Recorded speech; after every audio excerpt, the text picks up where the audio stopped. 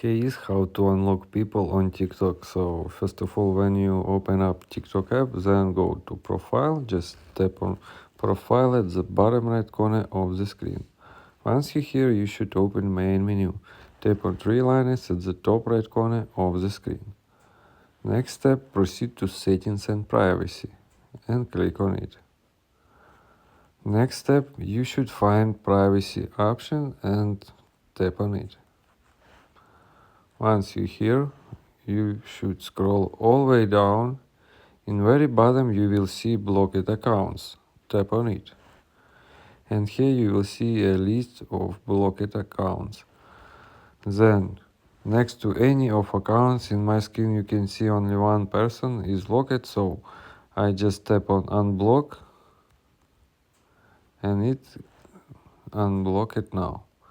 And one by one you can unblock everyone that you blocked.